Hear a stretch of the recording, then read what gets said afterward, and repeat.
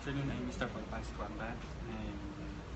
I currently worked before in Swiss Hotel Stanford, Singapore as a housekeeping supervisor. But before that, before I became a housekeeping supervisor, I started first as a room attendant. Then I was promoted to housekeeping supervisor. And before, I also have work experience in manufacturing company.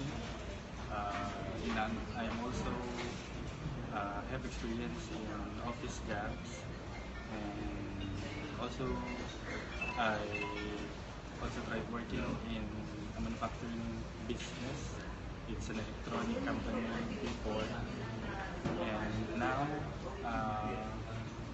I'm still taking my chances if I can still find a job because right now I'm unemployed. Thank you.